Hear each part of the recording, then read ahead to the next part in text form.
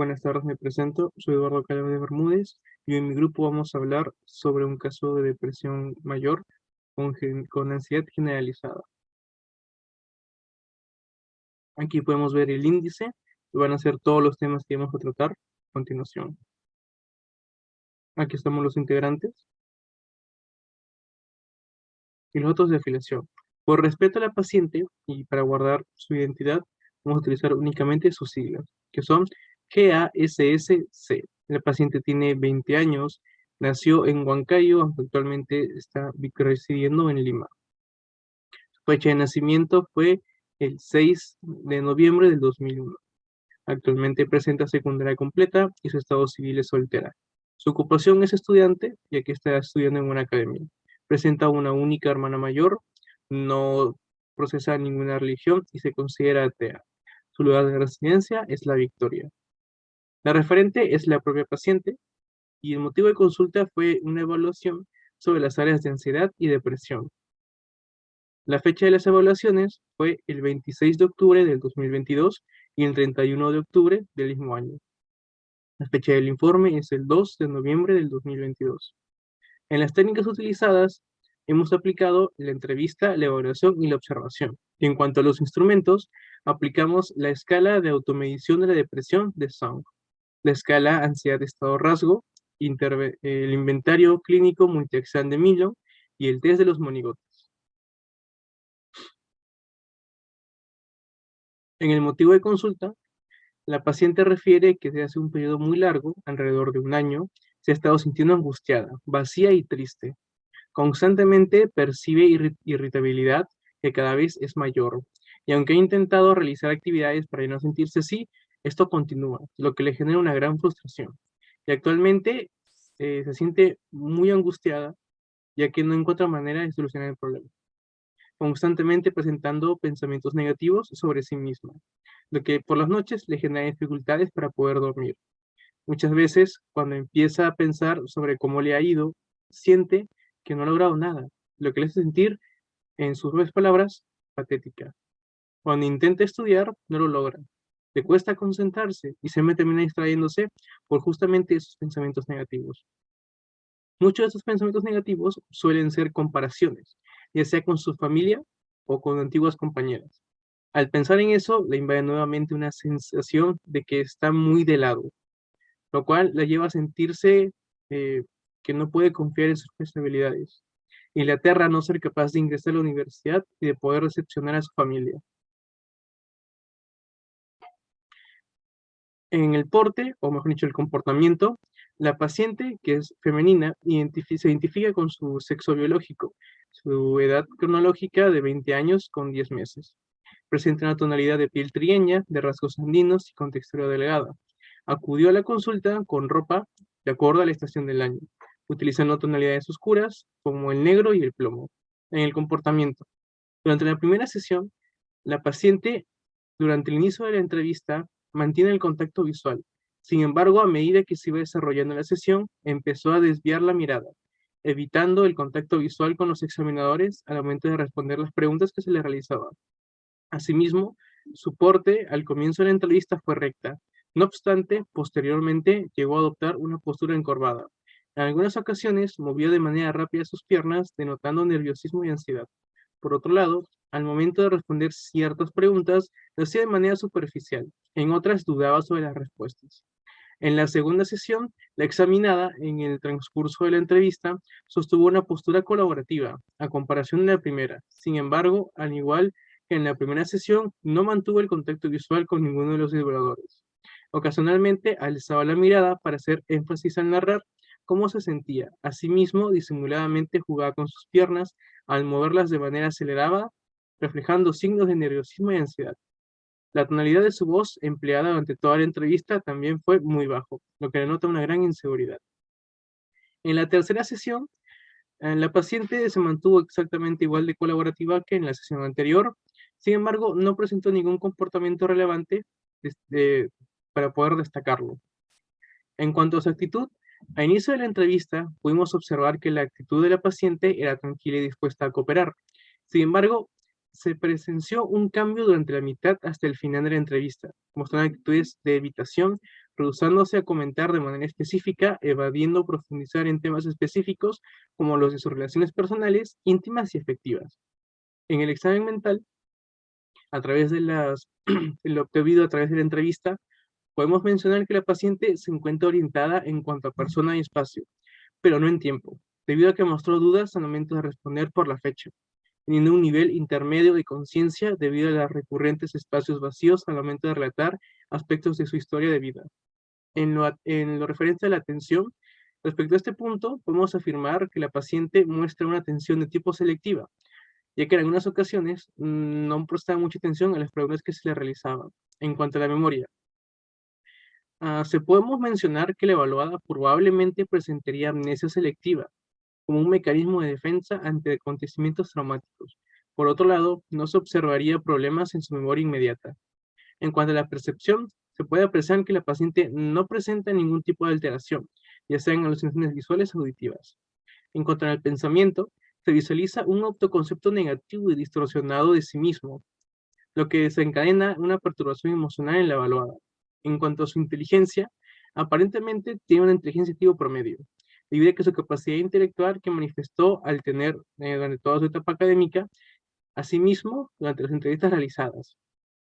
En el lenguaje de la comunicación, el lenguaje que utilizó durante todas las entrevistas fue muy formal y una tonalidad muy baja, lo que en ocasiones puede dificultar el poder comprenderla.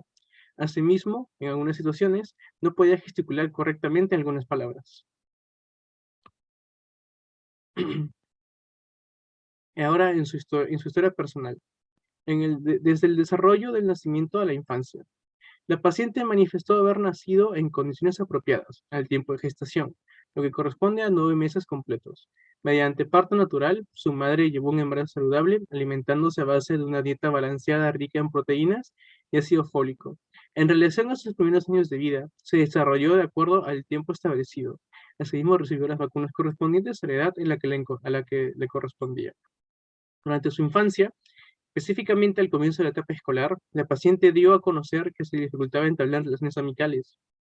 Casi no le agradaba salir en recreo, sin embargo, logró conseguir un pequeño grupo de amistades. Durante su niñez, adolescencia hasta la adultez, en los siguientes años de vida, la paciente continuó presentando dificultades para socializar y entablar relaciones amicales. Estudió solo un año en una escuela eh, privada. A partir del segundo año, estuvo en un colegio nacional, ahora con muchos más estudiantes por aula. Sin embargo, este cambio no presentó algo muy relevante para la paciente.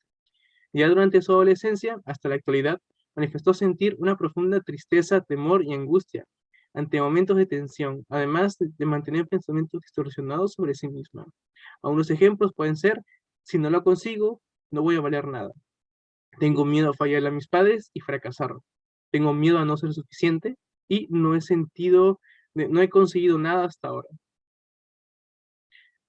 Un caso que vale la pena resaltar, y es que a los 12 años de edad, la paciente vivió un accidente automovilístico, donde no sintió el apoyo o respaldo por sus padres, puesto que no se dieron cuenta que había ocurrido nada hasta el día siguiente. En cuanto a la paciente, se negaba a contarle lo que ocurrió a sus padres, debido a que no desea preocuparlos.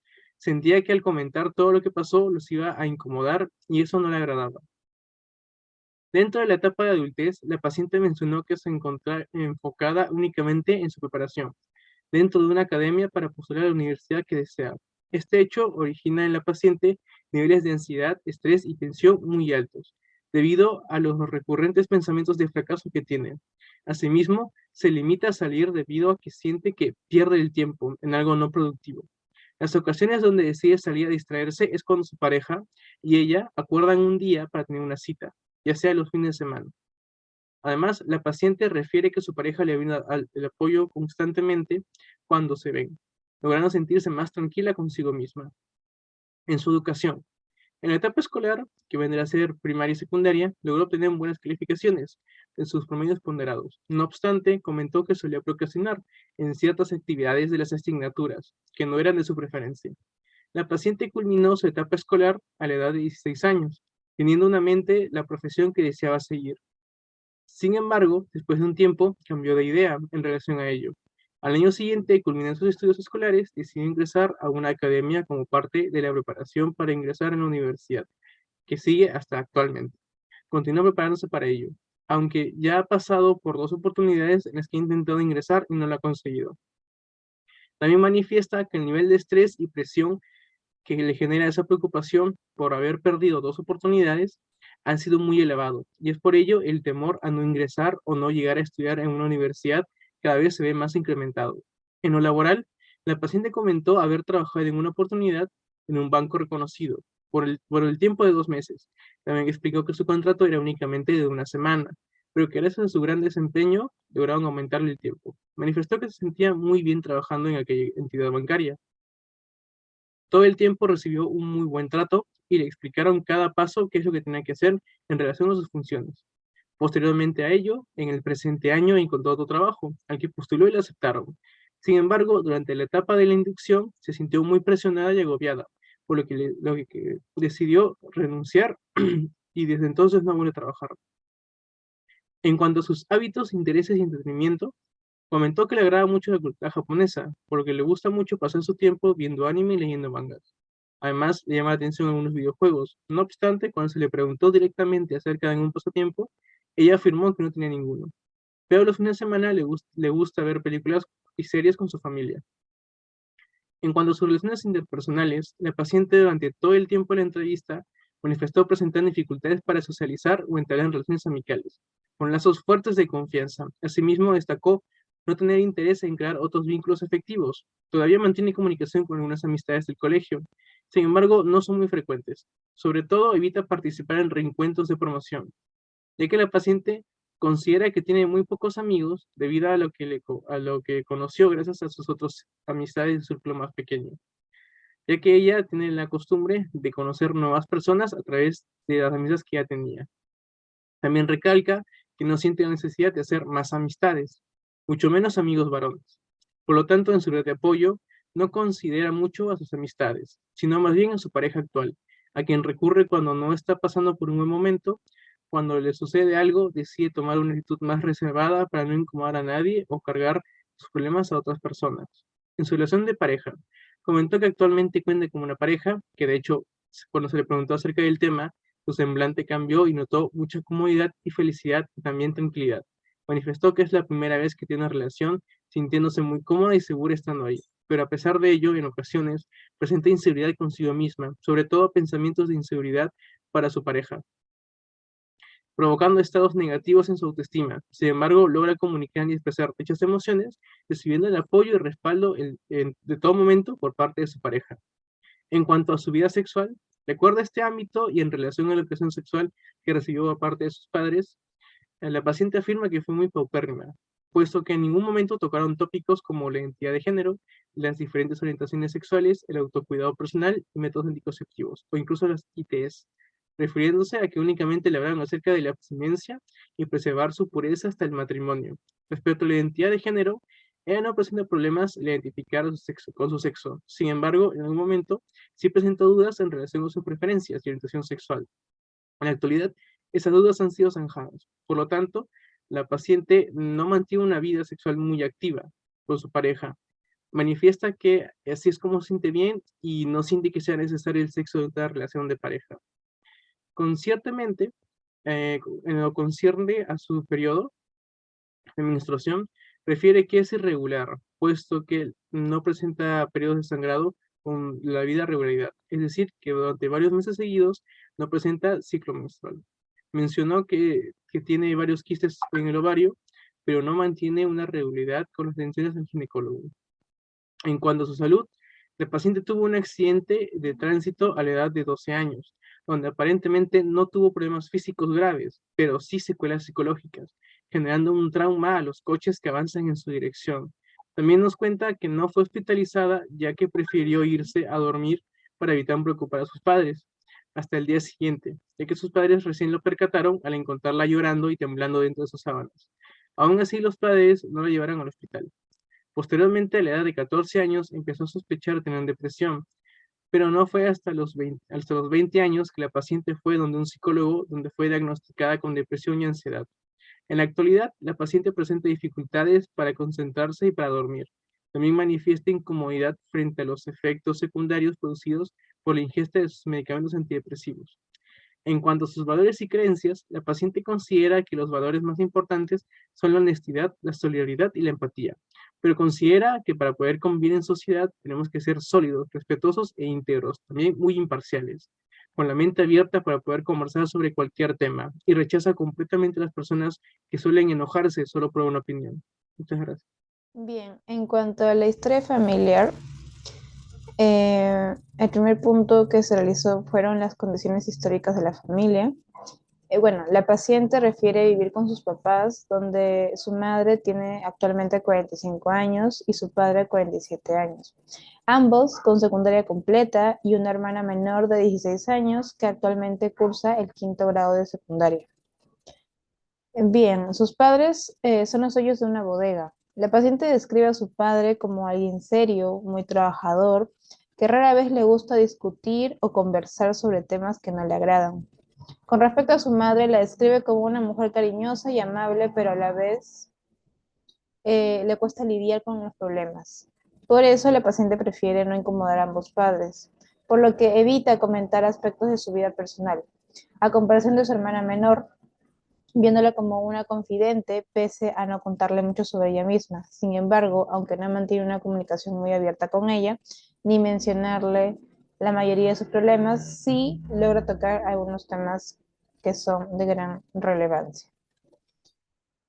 Por otro lado, la paciente mencionó amar a su familia, pero resalta el hecho de sentirse incómoda al no sentirse capaz de expresar sus dudas con su familia, debido a que la gran mayoría de ocasiones no son bien recibidas. Pese a la existencia de tal situación, todo lo demás le es agradable, sobre todo cuando coordinan para ver películas todos juntos los fines de semana, lo cual es un ritual que la familia realiza desde que la paciente era una niña. Ahora, profundizando más en la relación de la paciente con sus padres, la paciente afirma que no le gusta tocar temas determinados con sus padres, ya que estos ya tienen una opinión formada y no les gusta cambiar de parecer, o si no intenta comprender a la paciente, pero no lo logra. En cuanto a las condiciones actuales de la familia, la paciente vive en una familia nuclear donde sus padres intentan comprender su situación, pero no lo logran, pensando que la depresión no es algo importante o que la ansiedad de la paciente solo son exageraciones. Sin embargo, intentan ayudarla de alguna manera, aunque no les convence que ella asista al psicólogo pensando que solo los locos van al psicólogo. Muy bien. En cuanto a la sumida diagnóstica que se realizó, se determinó que en cuanto a los signos, bueno, la paciente es de sexo femenino, aparente edad cronológica, es de tez trigueña con rasgos andinos, viste de acuerdo al género y a la estación en la que nos encontramos. La postura que mantiene es ligeramente encorvada, mantiene también una higiene adecuada, evita mantener contacto visual con otra persona por mucho tiempo. Existe movimientos espontáneos. También se ha observado una versatilidad en la actitud, es decir, en ocasiones es colaborativa y en otras no. También está orientada en persona, espacio, sin embargo, no en tiempo. El lenguaje que mantiene es poco articulado y su tonalidad y ritmo y fluidez es baja. En cuanto a los síntomas, la temporalidad de la enfermedad es mayor a un año. La funcionalidad de estos estudiantes ha disminuido a diferencia de hace algún tiempo. Persiste el sentimiento de tristeza, ahí se ha encontrado que hay irritabilidad, anedonia, abulia, cansancio y agotamiento persistente, le cuesta mantener la concentración, asimismo mantiene sentimientos de vacío, pensamientos de inferioridad, problemas para conciliar el sueño antes de las 5 de la mañana, pensamientos negativos sobre su futuro, sentimientos de inferioridad, preocupaciones constantes acerca de no ingresar a la universidad que ella desea y sentimientos de angustia. Ahora, En cuanto a la impresión diagnóstica o la hipótesis del problema, en base al DSM-5 se llegó a la conclusión de que la paciente padece una ansiedad generalizada, siendo esta codificada como F41.1 en el manual DSM-5, asimismo depresión mayor, siendo codificada como F33.2 en el mismo manual. Para corroborar este diagnóstico se aplicó una serie de pruebas psicológicas, tanto psicométricas como proyectivas. Es así que se aplicó la escala de automedición de depresión de Zoom, la escala ansiedad-estado-rasgo, el inventario clínico multiaxial de Milo y finalmente el test de monigotes como prueba proyectiva. En cuanto a la escala de automedición de la depresión de Zoom, la evaluada presenta niveles bajos en relación al trastorno de depresión. Sin embargo, se presume que está presentando ciertos rasgos de aquel trastorno, lo que se interpreta como un desorden emocional, puesto que la paciente presenta pensamientos distorsionados en relación a situaciones futuras, lo cual le genera cierta sensación de ansiedad e inestabilidad emocional. De igual forma, el sentimiento de tristeza es duradero por un largo periodo de tiempo. No obstante, existen situaciones en las que ella se siente bien y aquello le agrada, por lo que la sensación de desánimo y melancolía se desvanecen por momentos.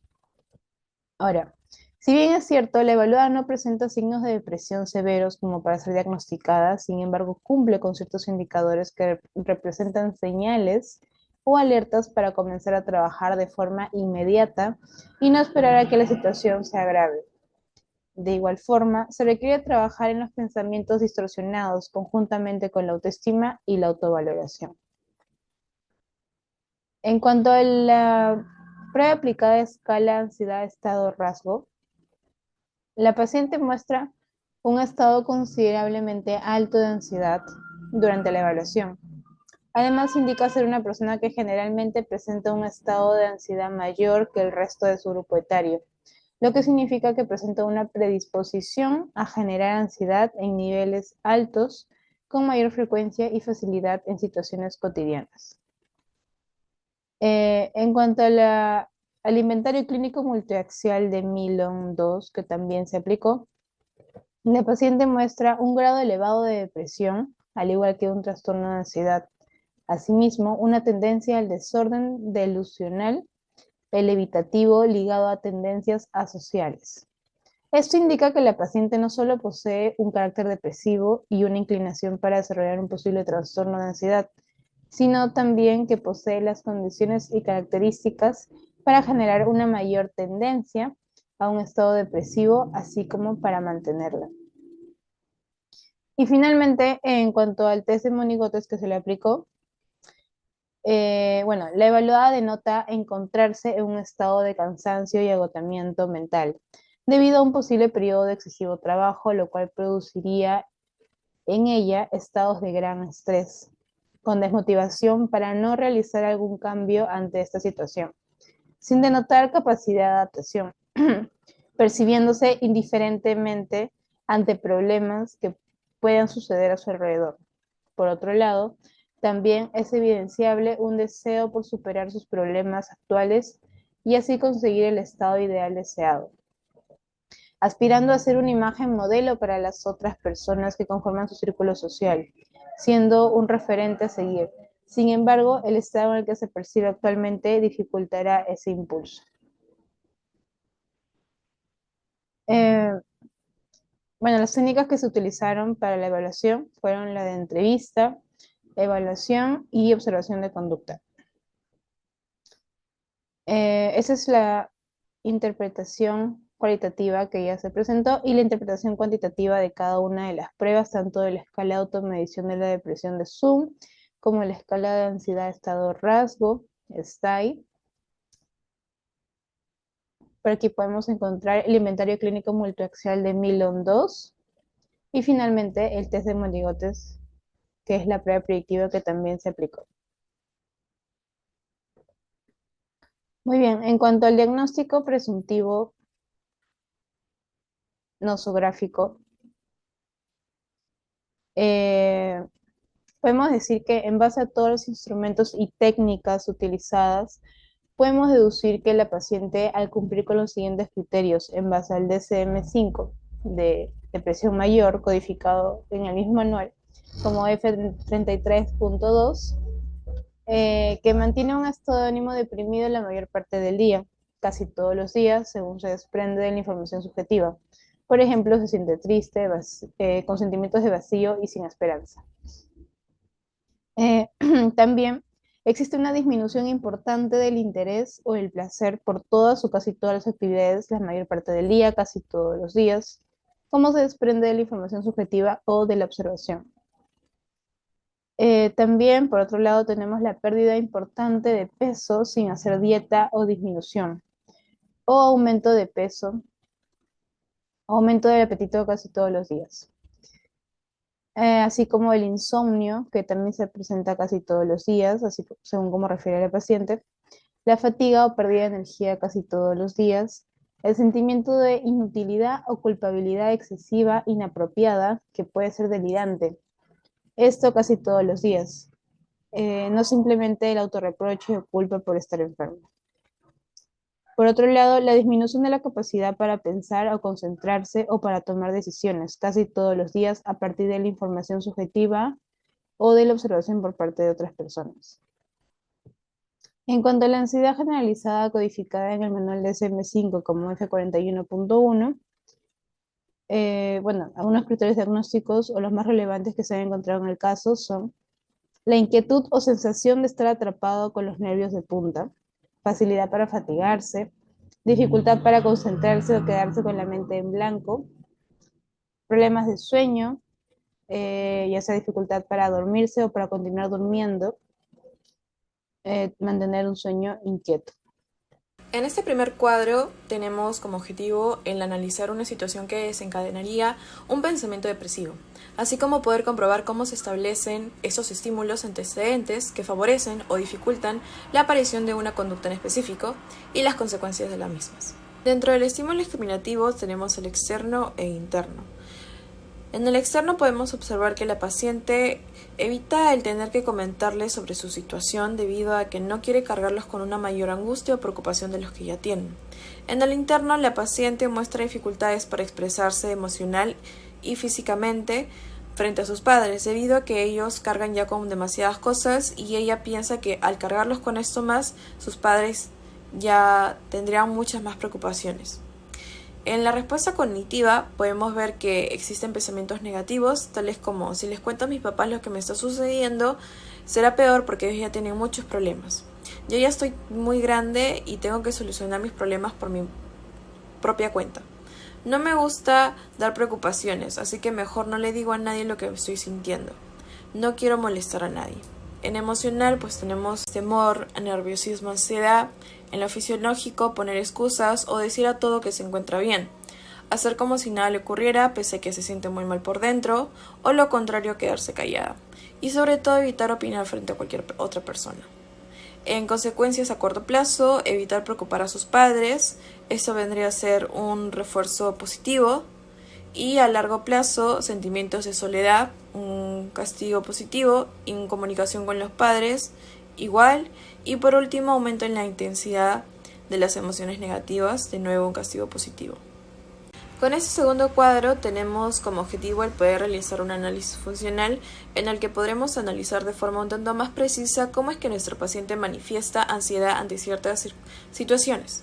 Asimismo, lo que se pretende es poder comprobar cómo se establecen estos estímulos y antecedentes que favorecen o dificultan la aparición de una conducta ansiosa y las consecuencias de las mismas. Dentro del estímulo discriminativo tenemos el externo. Podemos observar que la paciente ha intentado en repetidas ocasiones lograr ingresar a una universidad nacional, pero no ha podido lograr hacerlo, por lo que el temor a volver a postular se ha incrementado. En el interno, pues la paciente muestra preocupación por decepcionar a sus padres, así como también angustia por no cumplir con las expectativas de sus padres, así como las de ella misma. Sentimientos de estancamiento al ver que sus compañeros de clase han podido ingresar a universidades y ella no. Respuesta cognitiva, pues debo ser la persona más tonta para hasta ahora no poder ingresar a una universidad. Y han pasado 5 años desde que logré salir del colegio, sin embargo, aún no he podido ingresar a una universidad. A este paso nunca voy a lograr cumplir nada porque no tengo una carrera y entonces nunca voy a poder trabajar. En lo emocional, pues se presenta miedo, inseguridad, preocupación. En lo fisiológico, insomnio, movimientos torpes, dificultad para poder expresarse, problemas con la atención y movimientos estereotipados y repetitivos. Dentro de las consecuencias a corto plazo, pues los padres de la paciente notaron el temor intenso de su hija debido a dar un examen de admisión de ese tipo, por lo que le dieron a elegir otra universidad en la que pueda acceder más fácilmente. Sin embargo, por temas económicos tuvo que volver a postular a la universidad que inicialmente lo estaba haciendo. Esto se puede interpretar como un refuerzo negativo. En consecuencia, a largo plazo, pues la paciente volvió a postular, pero esta vez a otra universidad nacional. Tomó la decisión de seguir intentando postular a una universidad nacional y no privada, puesto que sus padres piensan que las universidades privadas no son tan buenas y ella no desea decepcionarlos. Esto sería un castigo positivo. Por otro lado, debido a que no superó su miedo a las evaluaciones, la paciente muestra un incremento de ideas irracionales catastróficas al pensar que, por un pequeño error, ella no podrá aprobar ningún tipo de examen. Esto también vendría a ser un castigo positivo. Asimismo, baja autoestima al sentirse incapaz e inseguridad en sí misma al no poder vencer su miedo. Eso es también un castigo positivo. Y por último, la sensación de pérdida de control al pensar que no podrá ser capaz de aprobar nunca ningún examen. Otra vez un castigo positivo. Para la sustentación de este diagnóstico, tomamos como referencia la teoría de la depresión de Aaron Beck. Esta teoría fue realizada en el año de 1976 y nos menciona que considera este trastorno depresivo como un estado de vulnerabilidad ante el estrés, en el que se activarían esquemas de pensamiento distorsionado que contribuyen a la forma negativa en el cual el individuo se percibe, codifica e interpreta la información sobre sí mismo. Así como también esto mantendría los síntomas depresivos. Por otro lado, Beck refiere que la depresión se puede explicar mediante 3 conceptos específicos. El primero siendo la tríada cognitiva, formada por la visión negativa de sí mismo, la tendencia a interpretar sus experiencias de forma negativa y por último la visión negativa acerca del futuro. Como segundo concepto está el de los esquemas cognitivos. Tiene como definición el conjunto de conceptos que crea y forma parte de la manera de pensar el mismo individuo. Estos esquemas relativamente estables constituyen la base de la regularidad de las interpretaciones. Pueden haber estado de cierto tiempo inactivos, sin embargo, son activados en situaciones generadoras de ansiedad. Como tercer concepto están los errores en el procesamiento de la información. Mantienen la creencia de los esquemas cognitivos, a pesar de la existencia de una evidencia contraria.